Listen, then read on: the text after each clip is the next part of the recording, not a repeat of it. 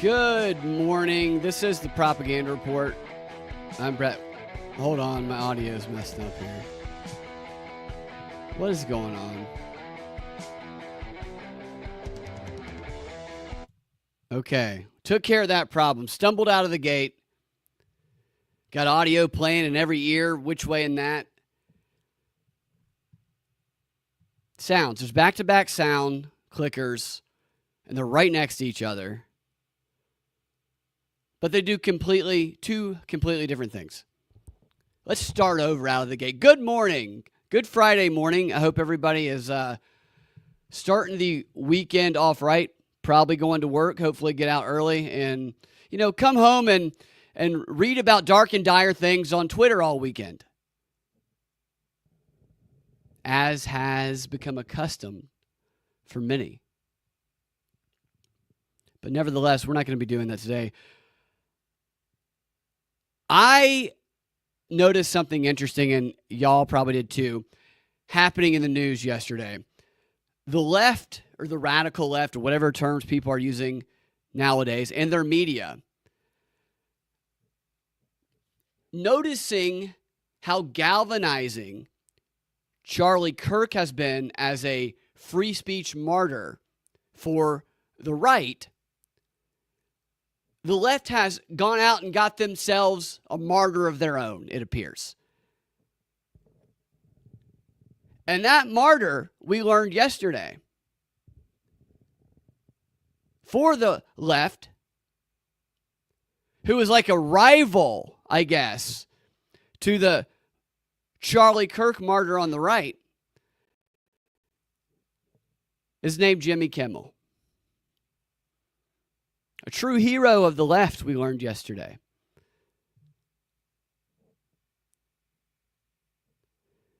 A man who's been through so much, and yet he has continued to survive and inspire. At one point, CNN said, first photos of Kimmel since his show was suspended. Oh my God, it's a photo of Kimmel that looks exactly like every other photo of Kimmel. But the drama they inject into it shows an intention to this desire to create a counter martyr to the guy who got shot in the neck publicly in the most gruesome way. Let's put the guy who got his stupid little show canceled. Let's talk about him comparatively to this guy who's dead. That's what the news did yesterday.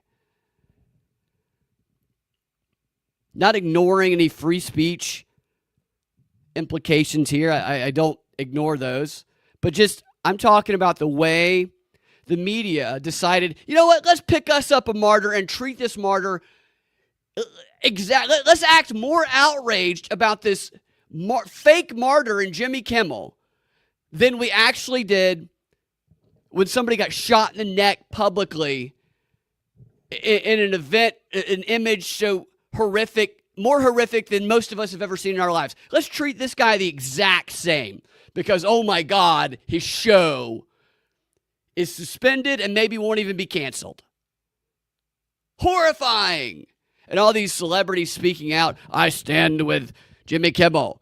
If they come after, they use the same language they used in the Charlie Kirk thing. It was so degenerate and awful. We'll get to it all. Maybe, hopefully. Hopefully we'll get to it all. If we don't, then who knows? Who knows? But that's what we learned yesterday about the media. We're not going to come back to that. It's like 29/11. Jimmy Kimmel got his show canceled. It's like 29/11s to us.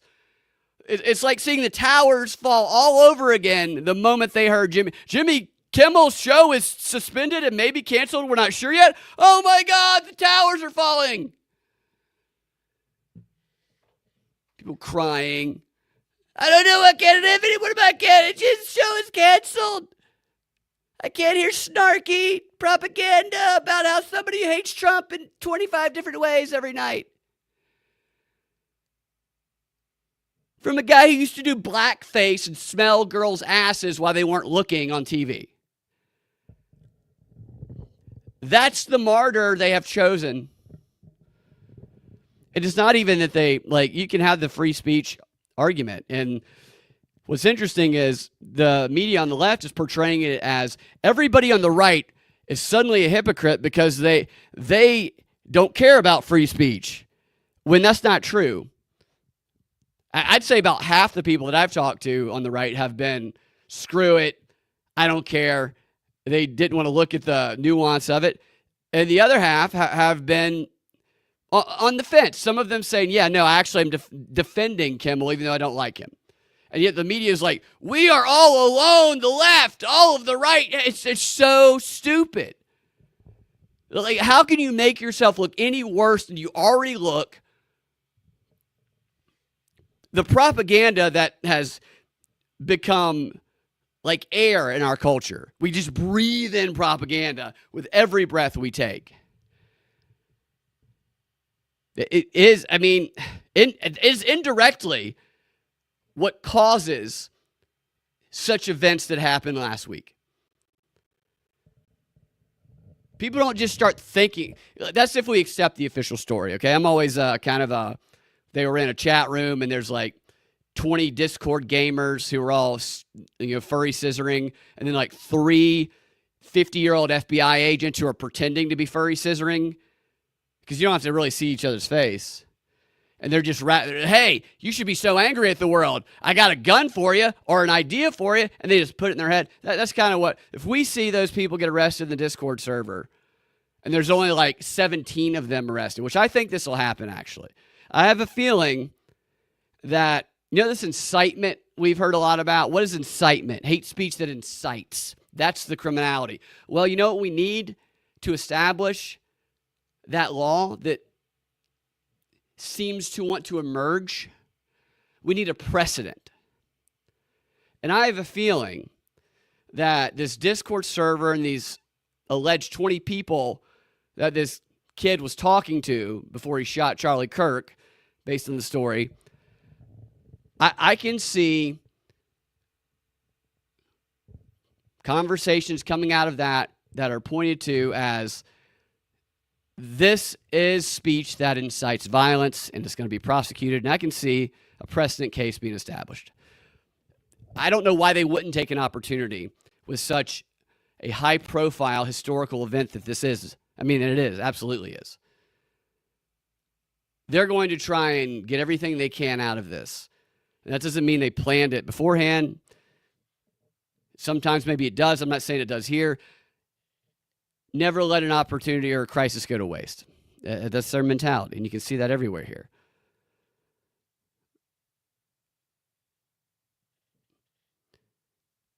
I can't stop thinking about that text message chain. I've already gotten way off track because that text message chain, that's the stupidest text message chain. I know everybody said it's like, oh, we have all these questions. Well, here's a text message chain that answers all of them. 2 things that keep coming to mind for me, outside of the fact that if this is an actual real conversation, talking about the guy who has been charged with shooting Charlie Kirk and this guy's live-in boyfriend, furry / transitioning. I don't know what you call this person, if they exist.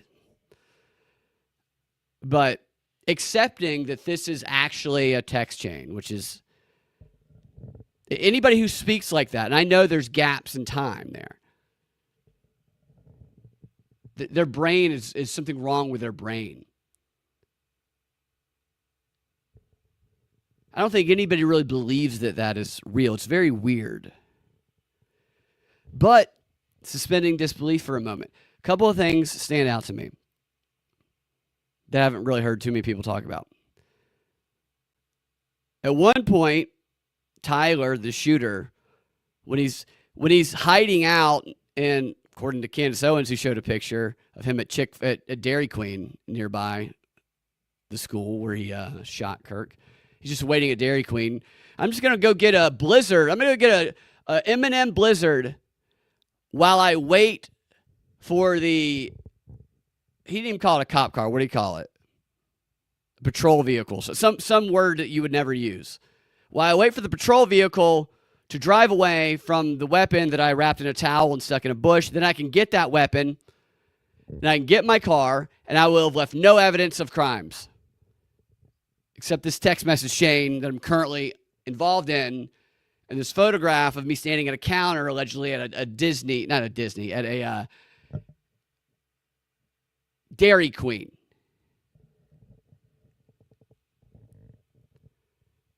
It just boggles the mind. But he said to him, he goes, hey, remember, because they're all like exposition in a novel and it's like a first draft of a bad novel.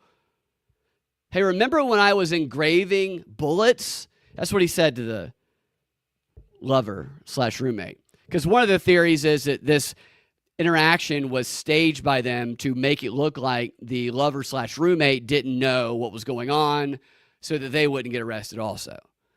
Well, then they probably shouldn't have said, if that's true, I don't know that it is, shouldn't have said, hey, remember when I was engraving those bullets? Because unless you are always engraving those bullets, in which case you wouldn't have said, remember that time I was engraving those bullets, because that indicates that that time stands out and therefore is unique in behavior. If you were engraving bullets and your roommate/lover, in this probably fictional scenario, didn't say, hey, why are you engraving bullets? Then they're as retarded as these texts are. Or they knew ahead of time. So it actually implicates. And then there's another little interaction in this fake message where half the messages he doesn't even respond to what the other one says. But in one of his long diatribes, he goes, yeah, no, over the past year, my dad has gone really, really MAGA since Trump got elected. As though this is a person he just met. As the story goes, he had lived with this individual, this roommate/lover/furry, we have no idea what gender they are. We don't know if this person even exists.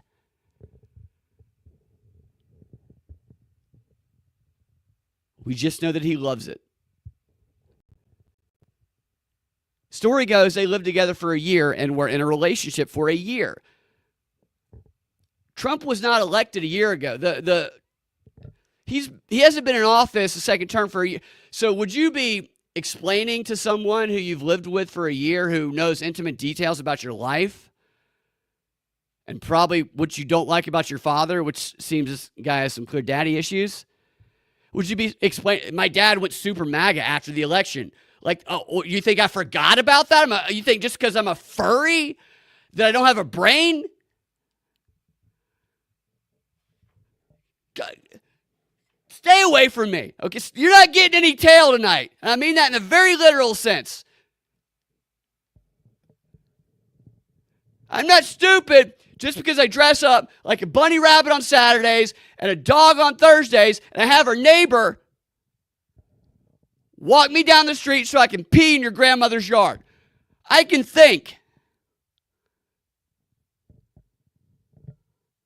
Sorry, it's a little intense for the morning. It's just so illogical. It just enrages me. What's up, Pete?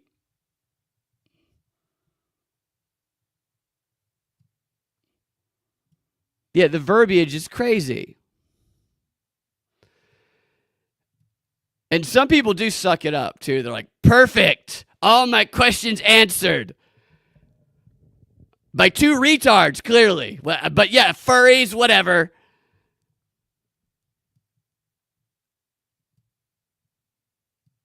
I mean, it's funny, but it's also, it's not a funny situation. It's a really dark situation, the whole thing. But like, it's just like, we know something is not right here. So giving them the benefit of doubt, that part of my brain says they're doing something because they're trying to bait or do something to catch these other 20 people in the chat. I tell you what, his funeral, which we're about to talk about, which is kind of crazy. I mean, this is a crazy event. I would have security on lookout for a dozen plus 8 furry, possibly trans, maybe not, meme spitting gamers from Discord coming to finish the job their boy started. I'm sure that that's what I'd be looking out for. Because something they don't talk about, this is suspending disbelief of the weird narrative they've told us and accepting at least some of what they said. All of those comments that were left on X and probably other platforms a couple of days before where people were like, something's going to happen. And it's all these weird, it just looks like there's a furry behind these photos. Which I don't have anything against furries. I go to Dragon Con. I like Texas Christian University. Their quarterback's a furry. That's not your grandpa's furries, okay? I feel like furries might need to have a little bit of, they're not a monolith anymore. A lot of different nuances in the furry community. And I think it's important that that's being recognized now. Because they're going to ruin the furry's good name. All right, the funeral is coming up on Sunday. I tell you what, that's going to be a tearjerker. It's going to be impossible to watch that without crying. I don't care if you don't like Charlie Kirk at all. If you have, it's going to be produced very well. And the music's going to be there. The symbols are going to be there. The crowd's going to be there. The close-ups of the family. It is going to be an emotional roller coaster. It's going to be very difficult, probably, to watch. I can't imagine going to it. But this is not just a funeral, though. What's up? Hope you're doing good as well.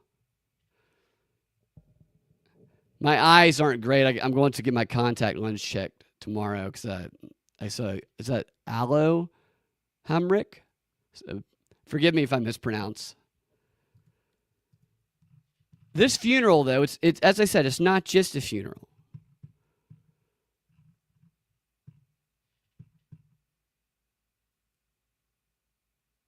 I'm sorry. I'm so distracted by the fact that, because I have my notes up. And the left media is like, hey, okay, the right has this really effective martyr they got. This guy who got assassinated publicly in just heart-wrenching manner. What do we do? What do we do to counter that? I got it. We counter it with a cancellation of Jimmy Kimmel. Perfect. That must have been a real conversation they had. And they all committed to it. I'll move on. I can't. So this funeral, it's on September 21st. It's on Sunday. It's in Arizona. I think it's at State Farm Stadium, which is in Glendale. And there's going to be an expected over 100,000 people there. I don't know if that's hyperbole, but this is what the state officials who are part of the whole of society or whole of government security effort that's going on. Over 100,000. It only seats 60,000. So they're bringing in some extra seating and I guess maybe some spillover rooms or whatever. But they're expecting over 100,000 people from America and around the world to come attend Charlie Kirk's funeral. This is a Tier 1 level threat event, according to the DHS. That is the highest level threat that any event is. This is a threat level that they assign to Super Bowl. So they have the same security level and approach as they do to the Super Bowl and the Boston bombing. I'm guessing post 2013, not pre. You don't want the pre-2013 Boston bombing. Give them the post-2013. I should clarify here. Super Bowl level security. And the DHS website describes I'm giving you these details just to emphasize the scale of this event, because it really is not just a funeral. This is a historic event that, quite honestly, I hope it does not, has the potential for other historical events to happen. I hope not. But it is the prime circumstances. Let's hope their security is better than Boston 2013. DHS describes SEER 1 level as significant events with national and or international importance that require extensive federal interagency support.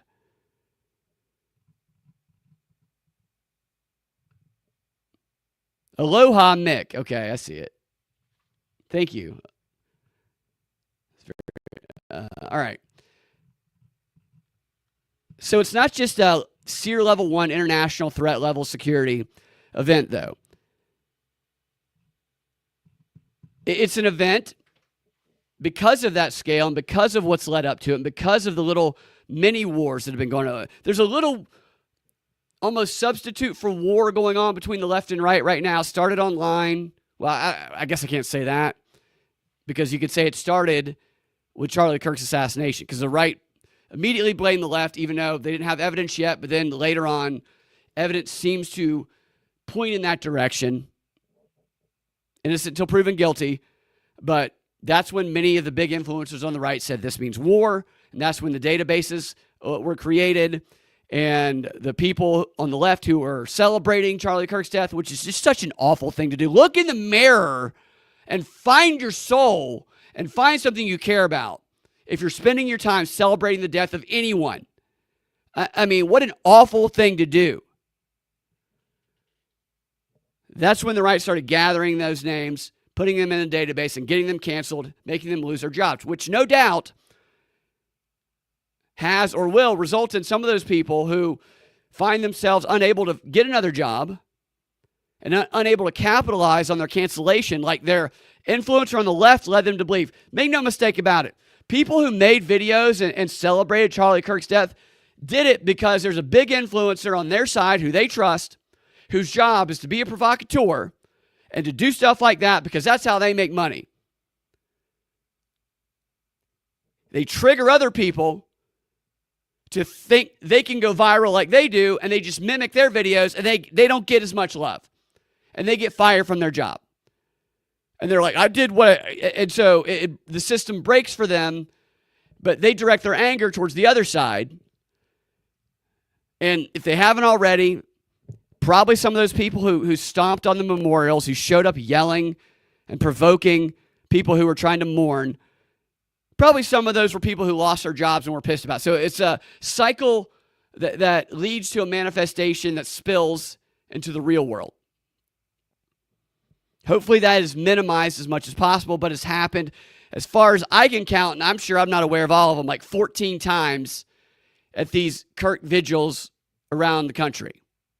So these are little mini wars that the police intervene in when somebody stamps on something or somebody yells F Charlie Kirk to somebody who's praying. But what Charlie Kirk's funeral is, it's the Super Bowl for these provocateurs. It is everything else that's happened across the country in these past week, times a million, basically. Everybody coming to 100,000 people, they say. I'd be interested if that's actually true. But they say 100,000 people. Some of those people are going to be older, but this is going to be predominantly people who are right-leaning, who put the blame for Charlie Kirk's death on the left, not the left, the radical left. That's the way they describe it. And who aren't going to be ready, who aren't going to put up with shit. And there's going to be a long line outside. I read where the doors open at 8 a.m. on Sunday for his funeral. You ever hear about that? Doors open at 8 a.m. for a funeral. I mean, that's pretty unique in itself. And it starts at 11. But because there's such a high demand, it's first come, first serve. People are going to be waiting in line at 2 a.m. like the Nintendo Wii just came out and it's Circuit City 20 years ago on Christmas Eve. I mean, that's wild. And that is when the likelihood of violence from provocateurs is going to be, those are the conditions right there. Outside the stadium, outside the venue, the provocateurs are going to come out there and provoke. And they say cops are going to be around, security is going to be there. I would just encourage anybody who goes to that, if anybody listening does go to it, and you are going there to, pay your respects, to be well aware that there are going to be people trying to provoke you into doing something violent. Don't do it. I know they might deserve to be punched in the face. They might deserve some FAFO. But FAFO is exactly what they want you to do. So that they can then, because there'll be a camera filming somewhere, they'll have a friend filming, they can then take the clip out of context and try and ruin your life with that clip and try and say, look, they're exactly the authoritarian Nazi, the Nazis we always said they were, and they'll go do a GoFundMe. The best way to handle those provocateurs, unless they're actually touching you, is to treat them like an ex-girlfriend who's trying to provoke you into being jealous. The behavior ends when they realize you're not going to react. The behavior is reinforced and amplified every time you react. Most important thing is to pay your respects if you're going. I know it's hard because there's going to be people trying to provoke. And I just hope that it's amateurs and not an organized group of people. It's going to be dicey. Yeah, it's going to be dicey on both ends because this is the grand slam of memorials. So there's going to be a lot less tolerance for people who come in trying to ruin it. And there'll be people who try and sneak in too. This is the boiling point. Be like water. It's easier said than done. I know. It's very easy because it's very infuriating.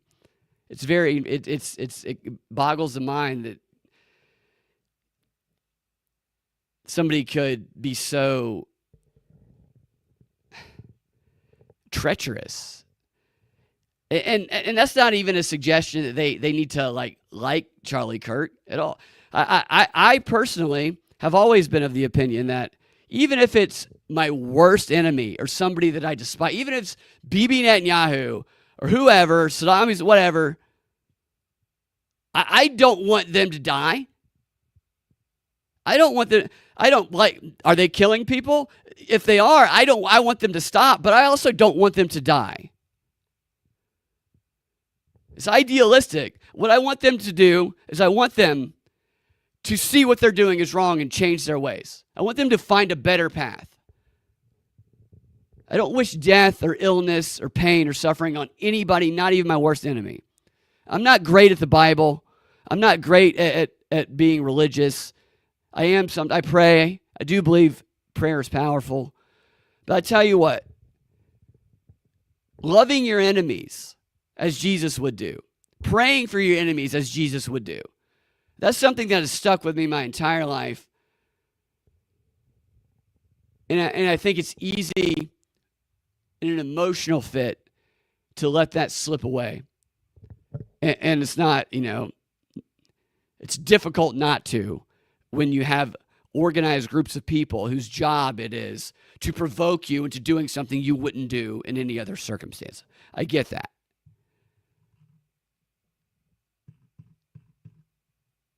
So another interesting thing about this funeral, along with provocateurs being filled there, designed to have the Super Bowl of conflict between the left and right, culmination of these little wars that have been going on.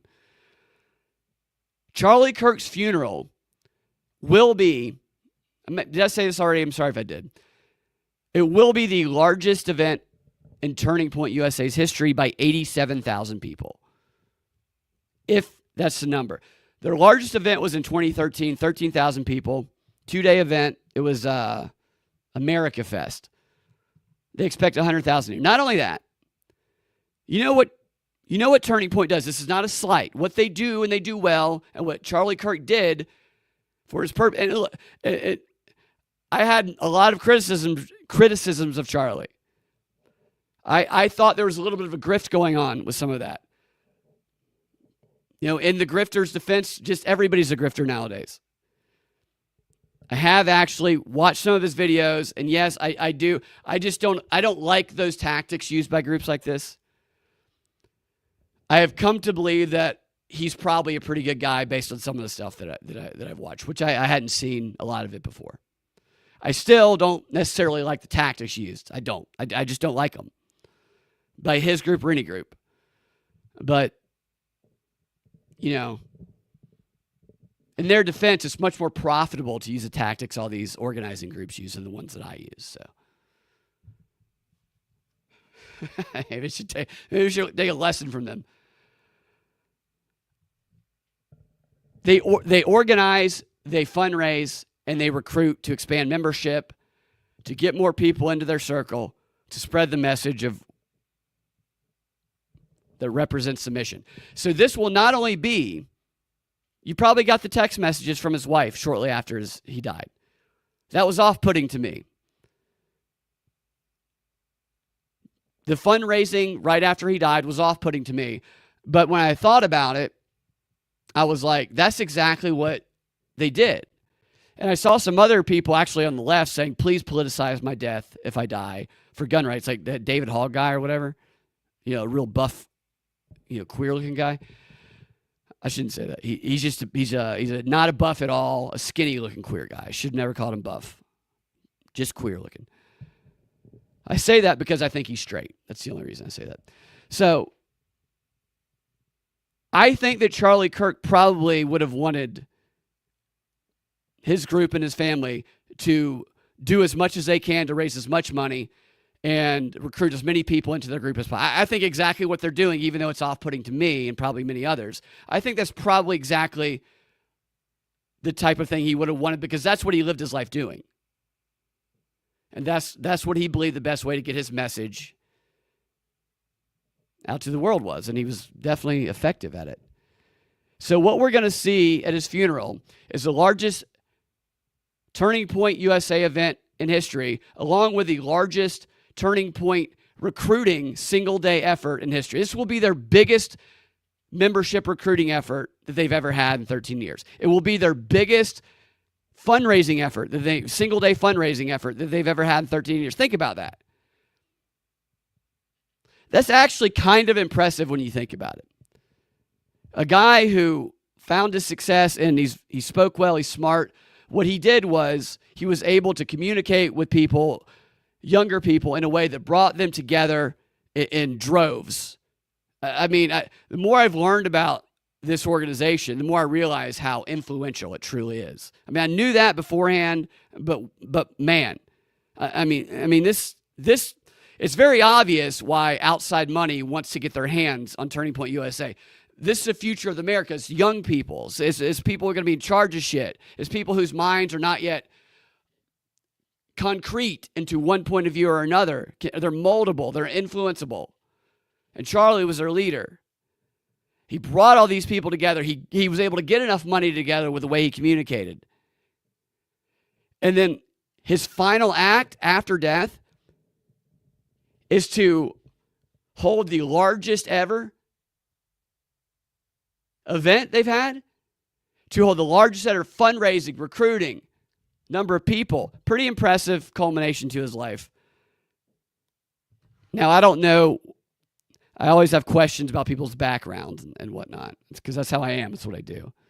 It's not an insult, but I always wonder, where'd somebody come from? And I don't know. Is there a way to find out who owns the plane that turned off the transponder? Austin might have said on whatever this is with me and him and Sam the other day. I don't know if he knew I can try and find out about that. I haven't found that information out yet. There's just so much information in the details of this story that are confusing. It can really consume people, Some of that I think they intentionally put out there. But yeah, the plane transponder. It's just another weird thing.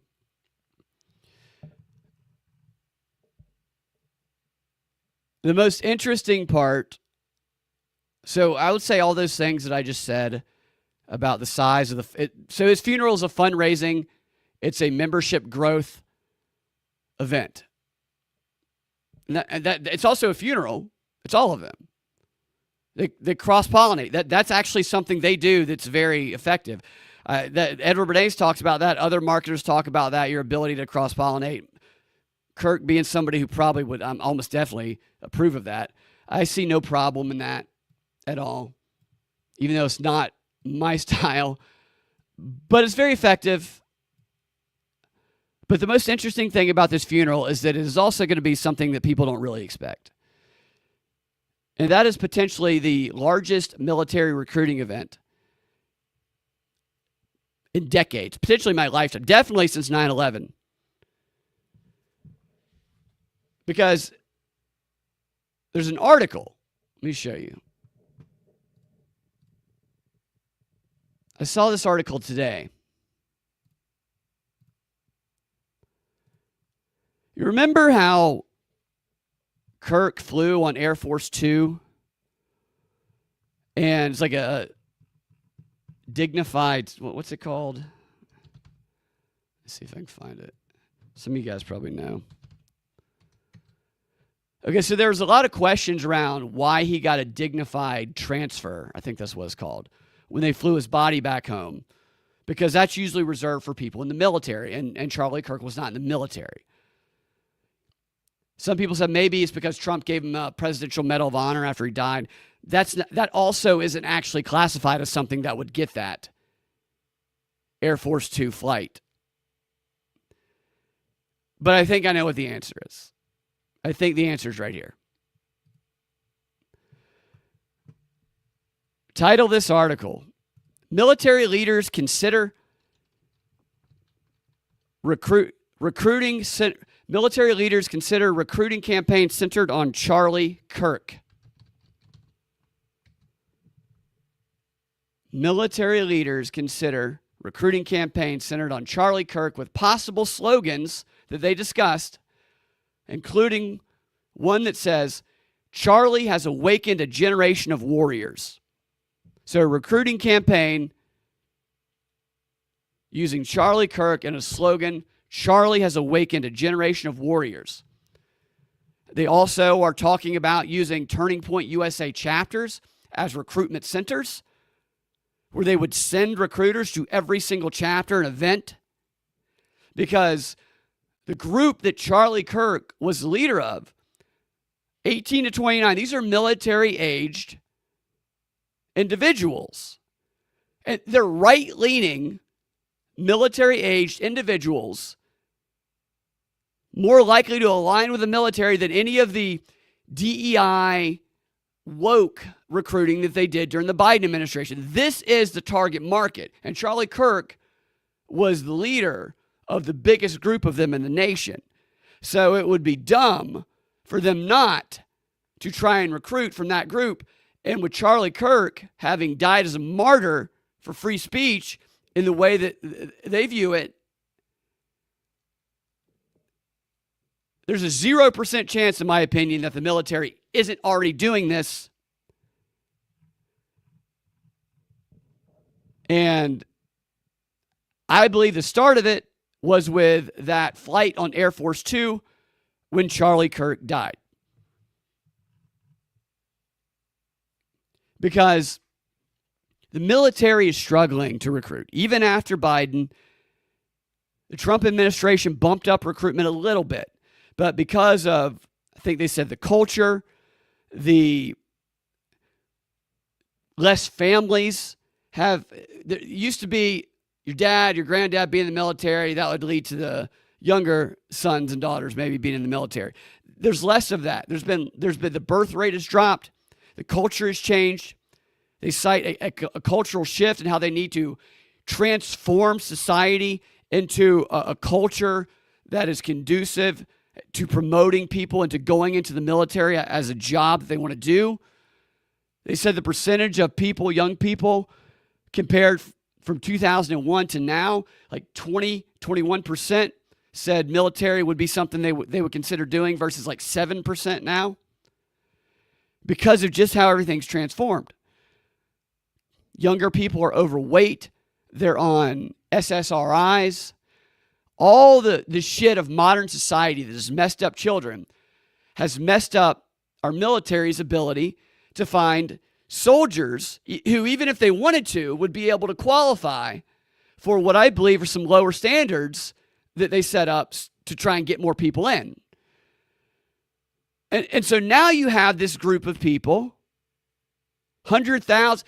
They're not all going to be in that age at Charlie Kirk's funeral, but tens of thousands of them will be in that 18 to 29, Charlie Kirk, right-leaning, Maha, let's be healthy, exercise, everything that the military wants and needs is that group.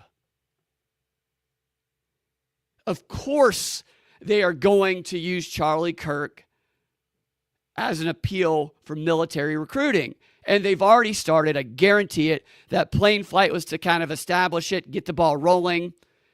He's not in the military, but we're giving him this flight because he is a symbol.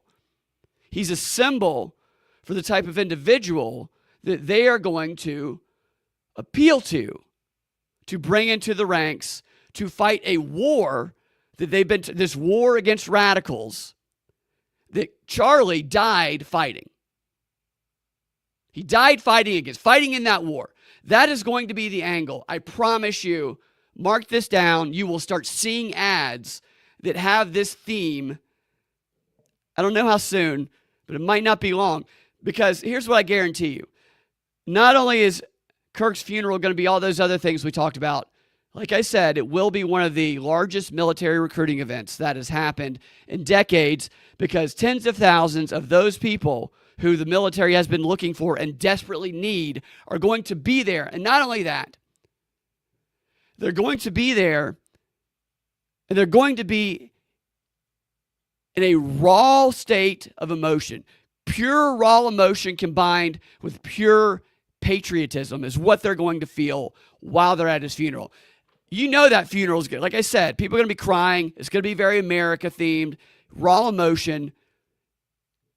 This historically is the perfect emotional, psychological combination for someone to be in. For a military recruiter to get somebody to sign on the dotted line, to commit to something that they might not otherwise have committed to had they been a little bit more in there asking questions, non-lizard brain. The conditions, the numbers, the type of people, if the military is not recruiting at his funeral, then they are stupid. And with that in mind, let's go back to the little war between the left and right where there's going to be these provocateurs. I have a feeling that some of these military recruiters really wouldn't be that mad about getting to see, the brown shirts and the whatever shirt. I'm exaggerating. But the left and the right have a few skirmishes outside, like they're a baseball scout looking for a unique talent. I mean, this funeral's going to have everything. I tell you what, I wouldn't go to it. Not out of disrespect, but because of the potential for something to pop off. Be careful if you go to it. This is not just a funeral. There will obviously be beautiful words spoken, beautiful music played, lots of tears, and a beautiful memorial for Charlie and the people there. But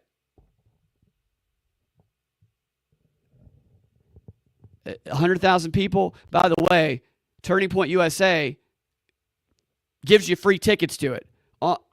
Only after you give them your name, your phone number, your address, your zip code, all the information they need to have you registered as a member in their database. As I said, recruiting effort. It's just like every other political event. You get that free ticket after you give them that information and after you give them a point of contact to you for as long as you have that phone number where they can send you fundraising requests. And maybe you want those. There's going to be a lot of people who have no problem donating money to the cause on Sunday, and rightfully so. That will be their way. It'll be their tribute to him. Again, this is not a slight on them. I'm just explaining what's going on in a very long-winded manner, obviously. Like, comment, and share. You have a great fortune and success in your future endeavors. I agree, Pete. Listen to Pete. It's all meant to make us feel this way. I agree with you. Yeah. It's so, especially this past couple of weeks, so emotionally difficult. I've never experienced a news event like Charlie Kirk's assassination. And fortunately, I've never been in a situation where that's happened where I've been in close proximity. I know some people have. I can't imagine. It's the trauma. I close my eyes at night and I see it. I'm sure a lot of other people do too. And I don't want to see it. I saw it. It's jarring. It was a reminder of how fragile we all are and how toxic lies are and division that are told often by people who are driven to profit off of creating such division, whether status or financially. I wonder if, in my opinion, and I've been trying to, some things I'm not cautious about because I'm retarded, but other things I've been trying to be cautious about because I don't want to be misunderstood at all. But the culture created with the lies that have been told about one side or the other for the purpose of those powerful individuals or powerful media figures to swing people in their direction and do what they say under the impression that the people who are lying to them are actually helping them, when in reality they're just trying to profit off of convincing them to believe lies. I wonder if they ever step back and say, maybe I should stop peddling bullshit propaganda constantly. Maybe I should stop being a company dick-sucking man every fucking hour of the day. Jake Tapper, Brian. Maybe they don't even realize it. I find that hard to believe. They probably compartmentalize it. I wish for them to open their eyes. I wish for them to see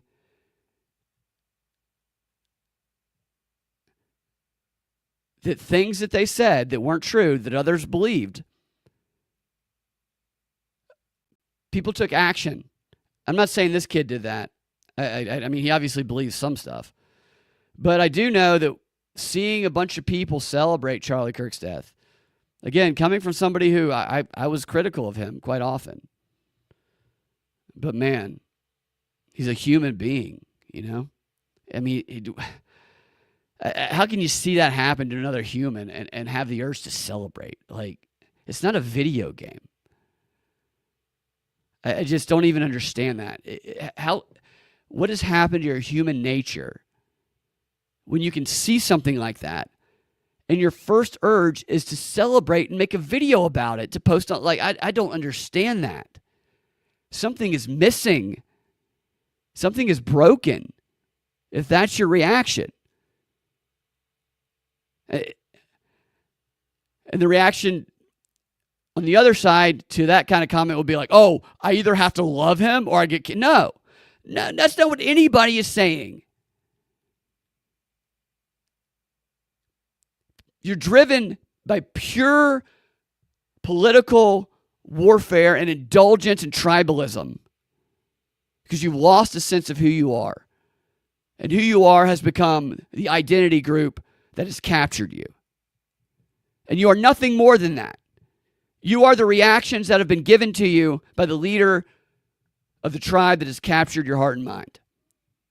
Your individuality is in there. You can still bring it out. But you got to stop seeing hate in everything. It's got to be so exhausting, too. Like, I can't imagine that. Like, I can't imagine seeing somebody's neck get blown open and having the urge to want to sell it. Like, that's just so beyond me and beyond anybody that I know. I mean, it makes me pray for those people. I know I said this before, but I keep thinking about it. I don't understand it. 33. Oh my gosh. 33 live viewers.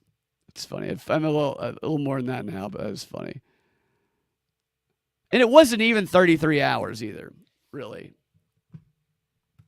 That's the thing. Like, it wasn't even 33 hours. So here's the recruiting worries down here. I think I said most of them, but okay. Social trends are driving concerns about potential recruiting. Sharp drop in birth rate, as I said. People who don't qualify because they're overweight. They don't meet the academic requirements. They have a history of medications that disqualify them. These social trends, the COVID pandemic. Yeah, they can't recruit anybody. This is actually a perfect opportunity. And they're going to do it. I guarantee it. All right. I think that is.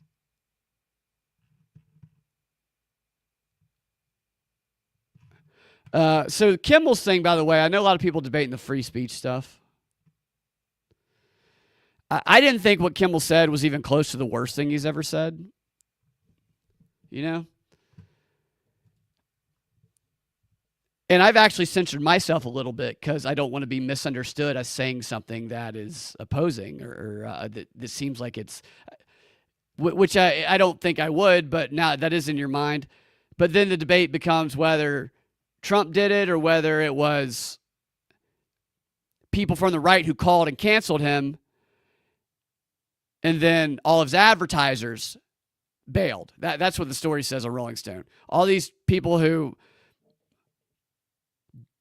are they're monitoring social media for people who say or celebrate Kirk's death, called the studio, they flooded the studio, and then once word of that got out, the advertisers started bailing. That's one story. Now, I don't think he was celebrating. I think he's one of the least funny people I've ever seen in my life. I don't even think he was ever really a stand-up comic, honestly. I don't get how they put non-stand-up comics in there. Like Fallon was never a stand-up comic, really. Colbert was never a stand-up comic. That fat pussy, the British guy, was never a stand-up comic. Seth Meyers. Late night was good when we had stand-up comics who weren't pussies. Nevertheless.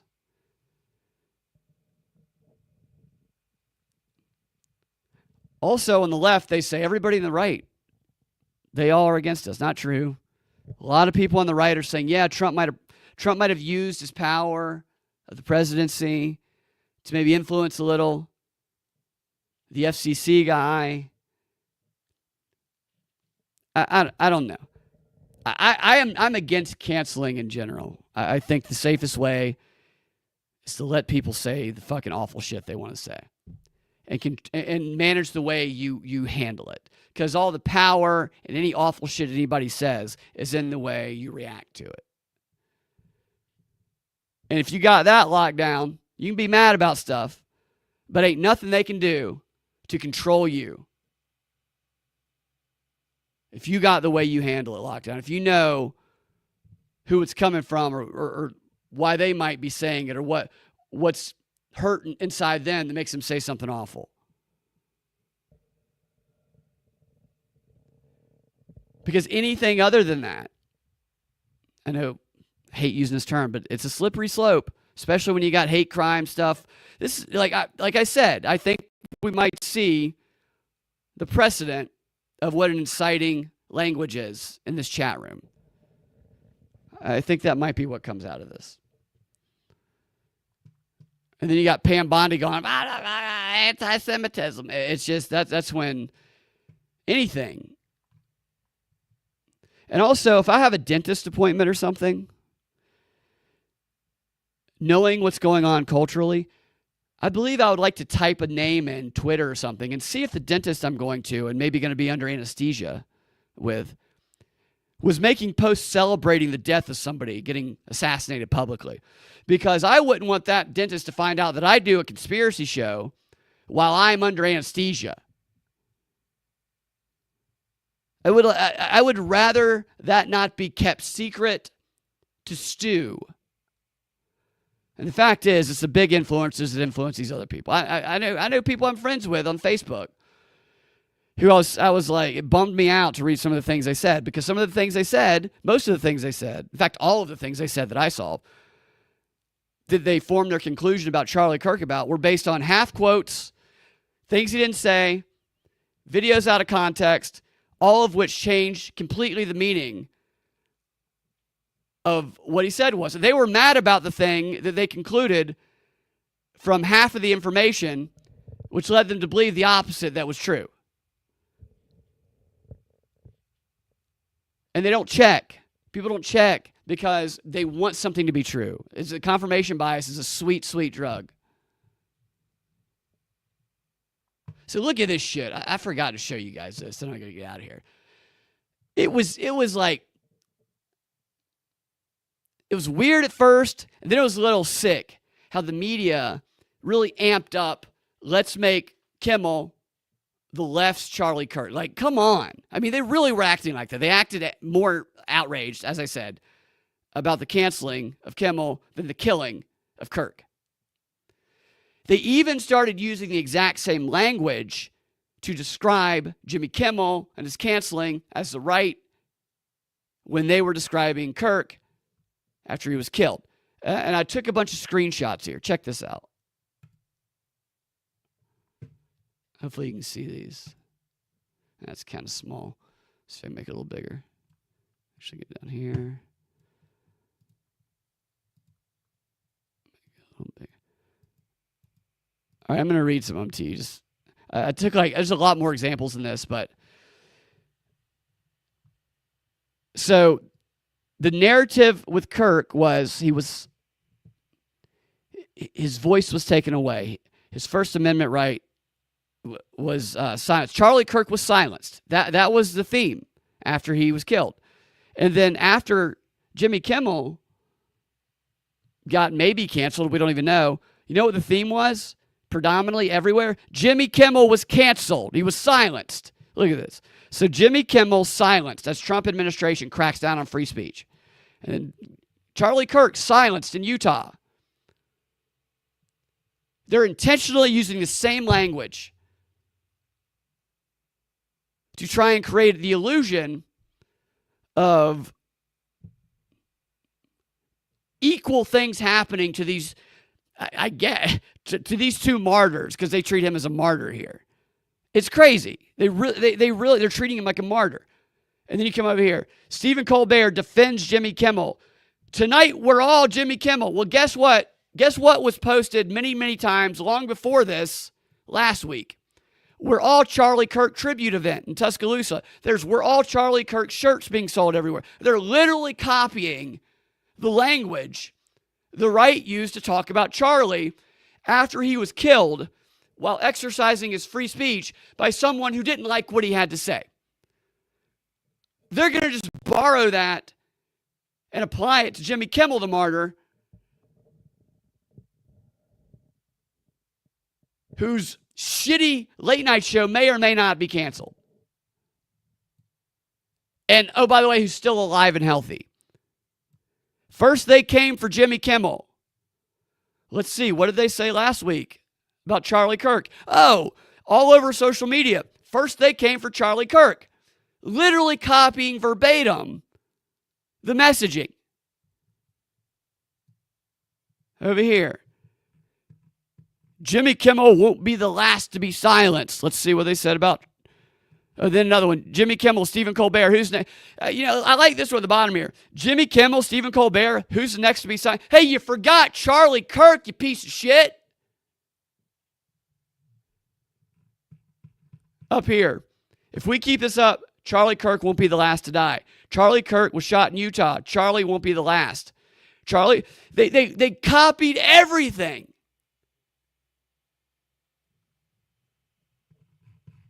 What trash they are. And look at this video. Unbelievable. Unbelievable scum. We have new images just in of Jimmy Kimmel less than 24 hours after his show was suddenly pulled from ABC. Who's waiting for those images? Who's going, I got to see the images of Kimmel less than 24 hours after his show pulled? Is he okay? Is he alive? It's been 24 hours. Somebody show me his fucking face. They act like he just came back from outer space or they was rescued from a hostage situation. The first pictures of Jimmy Kimmel looking exactly like Jimmy Kimmel. After a threat from Trump's administration.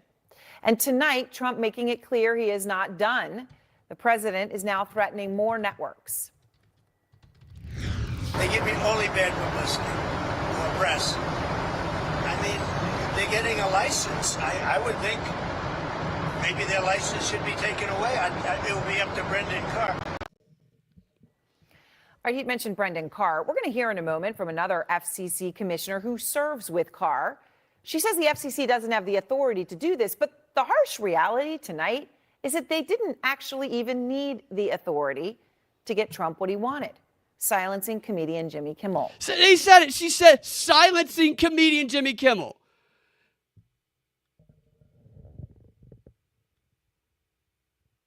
How do you do that? You know, that is how they've been talking about Charlie Kirk in a justifiable way, and you're actually doing that. And she makes a comparison here that is just, it's insane in a second. If you are surprised at what has happened, maybe it is because you took the president, the vice president, and the chairman of the FCC at their word when Trump came into office. If you don't have free speech, you don't have a country. Thank God we have a president now who believes in free speech. Free speech, diversity of opinion, those are the bedrocks of democracy. That last person to speak, of course, was Brendan Carr, the very same man who made this threat this week after Kimmel's comments regarding Charlie Kirk. They have a license granted by us at the FCC, and that comes with it an obligation to operate in the public interest. But frankly, when you see stuff like this, I said it. I mean, look, we can do this the easy way or the hard way. What did he even say? Threats obviously don't get more clear than that. And that threat... So threats don't get more... Hey, how about a bullet? Is that a threat to free speech? A bullet to the neck? Doesn't get more clear than that. Kimmel's contract was about to end, and Disney, or whoever's main employer was, I can't remember which one, maybe ABC, they did not want to renew it. Kimmel's probably going to force them to pay him a settlement if he's going to quit. He's going to make lots and lots of money, and he's going to go tell the same bad jokes to some streaming service, and he'll be able to get a bunch of donations because he'll be able to say, I was canceled by the authoritarians. So this is probably the best thing to happen to Jimmy Kimmel. And yet they're really trying to equate him with a guy who got his neck torn open by a bullet in front of thousands of people on a live stream. Is a real about face from a man, Brendan Carr, who in December of 2023 wrote, and I want to quote him, "Free speech is the counterweight. It is the check on government control. That is why censorship is the authoritarian's dream." Okay, so then what sparked Carr's sudden threat against ABC over Kimmel? People watching this have to be so surface and like a brick. It was this.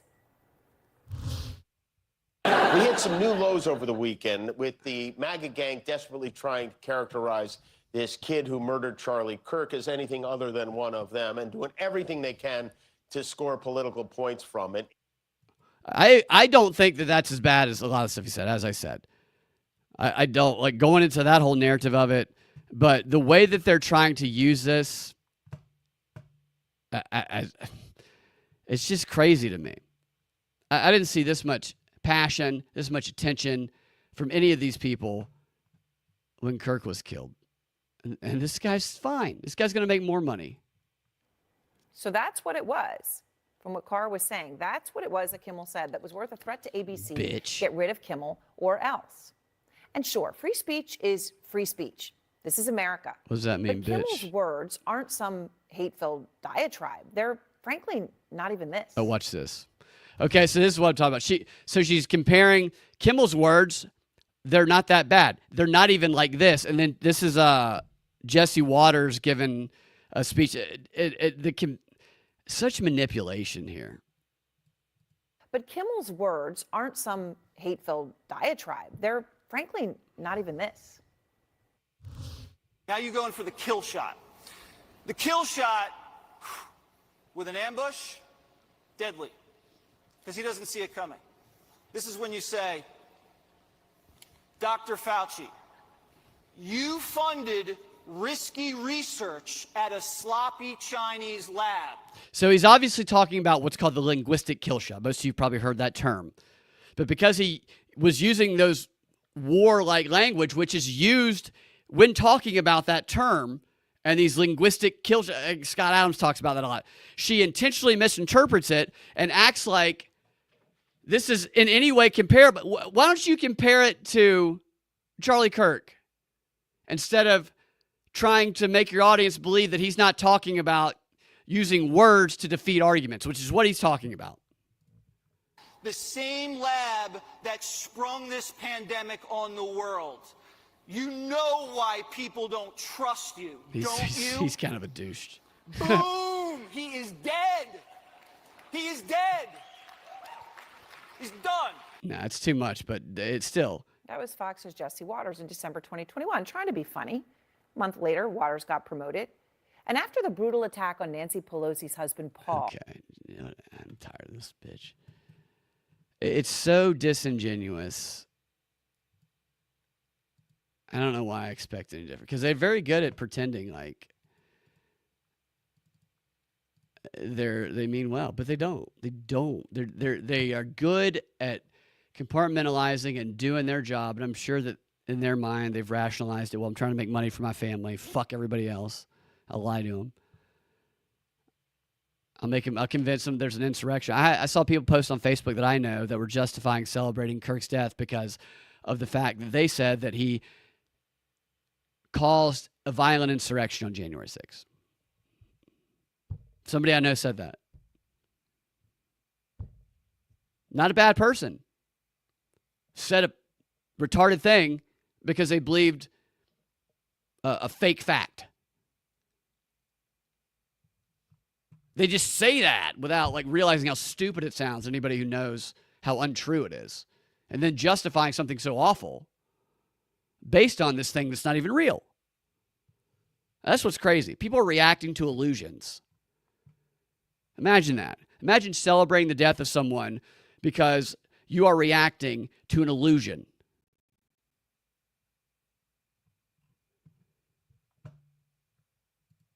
All right, one more and we'll get out of here. Macron, Bridget. You guys saw this? This is funny. I'll get something a little more lighthearted here. So, I know Candace Owens. Thank you, Sarah. God bless you as well. Candace Owens has been talking about how Bridget Macron, the first lady of France, I guess, how she's pretty sure that Bridget's a man. Now, Bridget was much, much older than her husband, Emmanuel. She was his teacher, I believe, in like 5th grade. So it's a weird story. There's no doubt about that. But Candace kept doing all these videos going hard saying that she's definitely a man. In fact, I think she even said that she was his uncle. It started out as his uncle, I think was her original claim.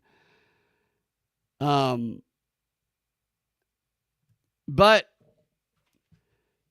she's going to put up or shut up, apparently. According to the story, French President Emmanuel Macron and his wife Brigitte will present photographic and scientific evidence to a U.S. court to prove the French First Lady is a woman. Maybe she's taking Tim Dillon's advice and she's just going to show the puss. The two are submitting the documentation as part of a defamation lawsuit against Candace Owens, who claimed that Bridget was born a male and later secretly transitioned. I'll tell you why she's doing this. Because why would she do this? That's the question. What reason? There is a reason. The Macron's attorney told BBC that there will be an expert testimony that will come out that will be scientific in nature. So we're going to get scientific expert testimony based on photographic evidence that proves that Brigitte Macron has been a woman her entire life. We're going to get Dr. Fauci's going to get in there. He is the science. He's going to go in. He's going to investigate. He's tiny. He's like 12 or 13 inches.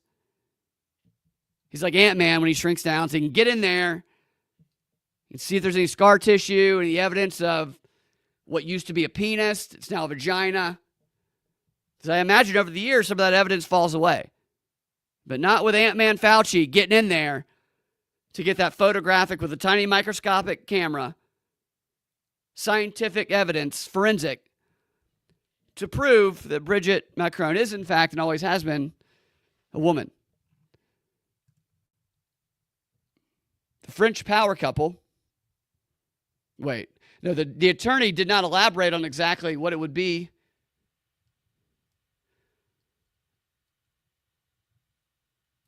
But said it would include pictures of Brigitte, now 72, when she was pregnant with her kids. That's not going to... You can't show pictures of her when she's pregnant. Unless you're showing the crown of the baby coming out of the vag. You can't just show a pregnant woman in a dress. It's not going to cut it. It's not forensic. It's not Fauci level. The French power couple is ready to demonstrate both genetically and specifically that the allegations are false. Exactly. A photo doesn't amount for much. She needs to let Candace Owens inspect her vagina. That's the only way to resolve this. Candace Owens has to do a deep dive. I think that they're doing this because I think they're trying to destroy Candace's credibility, because Candace keeps talking about implying that Israel killed Charlie Kirk. That's my theory on why they would come forward right now to suddenly present evidence of this. Because they wouldn't pay attention to it otherwise. There's no reason for them to. I don't agree with Candace. I'm not saying there's not questionable, weird things with Israel and Charlie Kirk. There definitely is. But there's some leaps that she gets good information, but then she'll just leap to a conclusion that is like 12 steps away. I'll be following her, then I'll be going, whoa, wait a minute, we skipped a few steps here. And that's where I am on some of that stuff. But she did get that picture that nobody else got today or last night of the shooter in the Dairy Queen. So people send her stuff.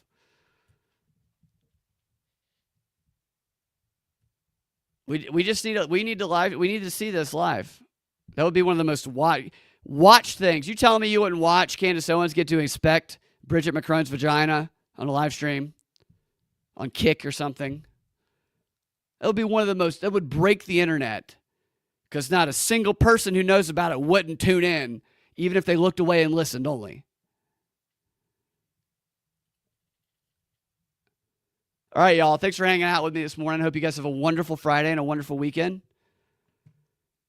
And we'll talk to y'all next week. Propagandafight.com. All my links are at Freedom Act Radio on X, YouTube.com/BradBinkley, Rumble.com/Prop Report. If you want to get access to the subscriber-only content that I do with Austin Pickard and Sam Tripoli called Whatever This Is, You can get that on Prop Report, locals.propreport, and patreon.com/propreport.